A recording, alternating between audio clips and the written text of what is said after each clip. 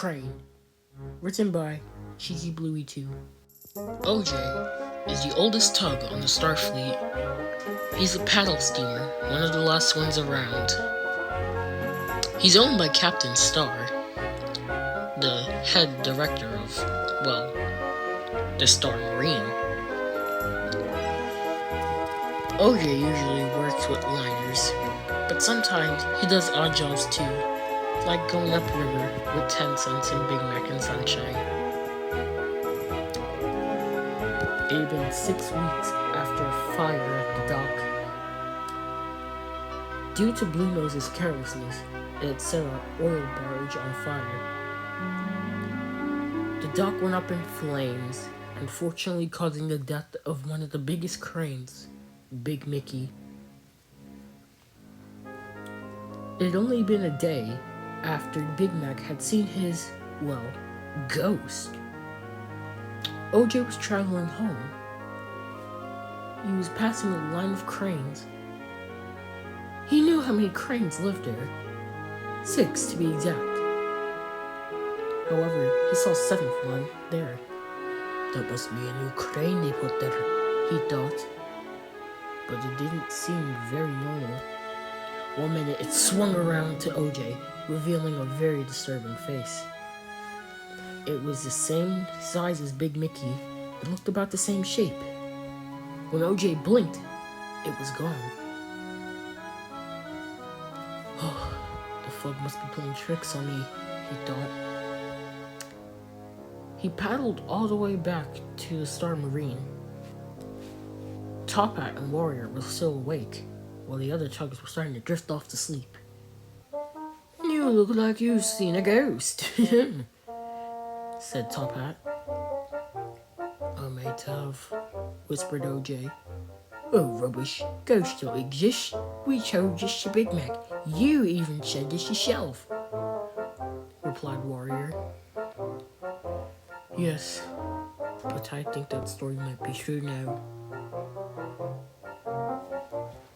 OJ explained what had happened about the new crane, it disappearing, and the disturbing face.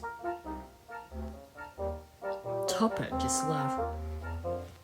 Warrior chuckled, but he had something deep down inside that he had a feeling of. Next morning, OJ worked upriver with Billy Shoepack. Billy Shoepack needed his help with moving logs about. Luckily, OJ had gotten some tips from Big Mac, so it was easy work for him. The paddle tug was just moving around when he heard a loud splash and a big explosion. "Oh, there must be trouble," he thought. "You go and check.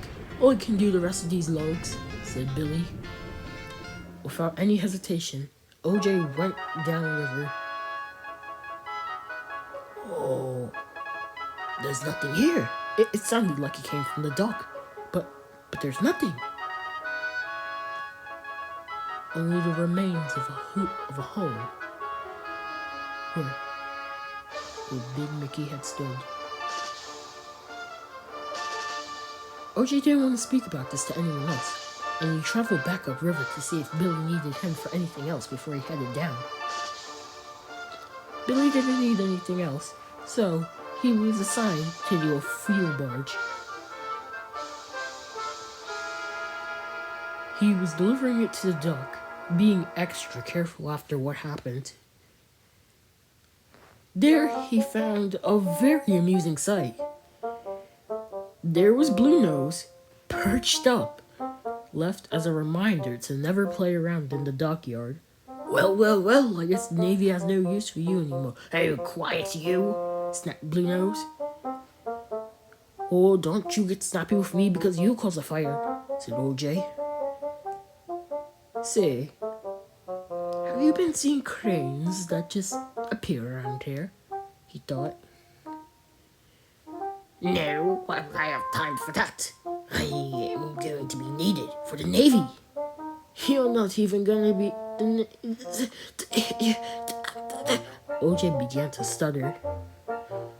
"What's wrong with you, old paddler?" said Blue Nose. "The Navy doesn't even need you anymore." Was it you? You're stuttering a lot. I'm noticing that, said Blue Nose. Well, I have fuel to deliver, said OJ. And with that, OJ huffed off. But later that night, as he was traveling home, he heard eerie sounds. It sounded like screams and explosions. And alarms. Alarms as in the horns that went off when the explosion started.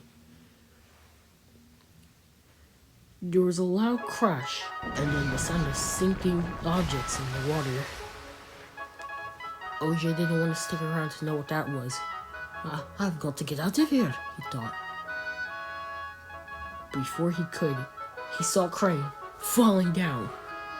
It was the same shape that he saw the other night. The crane was about to fall on top of him. OJ shut his eyes and prepared for the worst. But it never happened. The crane had disappeared. OJ raced back to the Stardock as quick as he could. There he found Big Mac and 10 Cents. Top Hat and Warrior had not returned as they were doing a night shift at the garbage dump. Sunshine was busy at the coal industry, and Hercules was busy with a liner.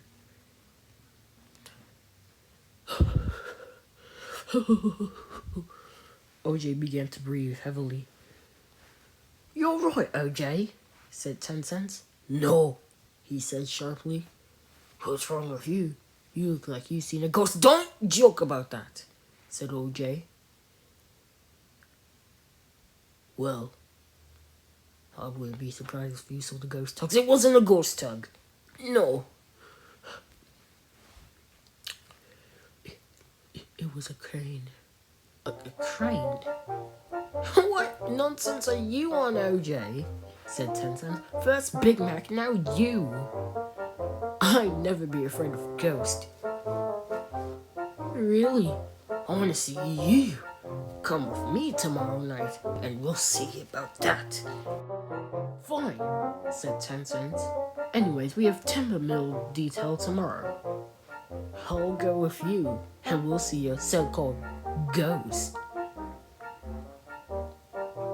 The next day, OJ and 10 Cents had put in good work for the timber mill, and then they returned home that night.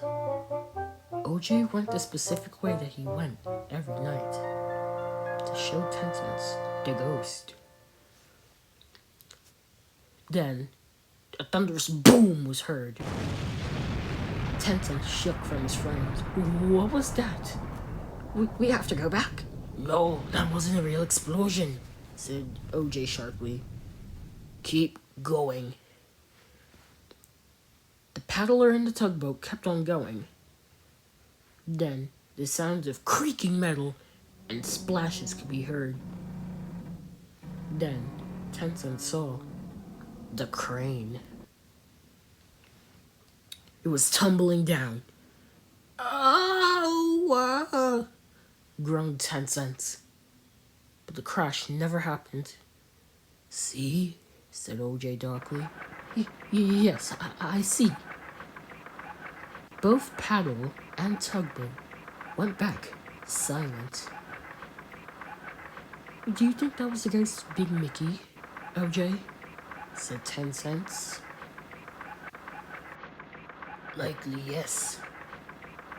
Come on, we have to get home now. They both arrived, seeing Top Hat and Hercules there. Now 10 Cents was breathing heavily.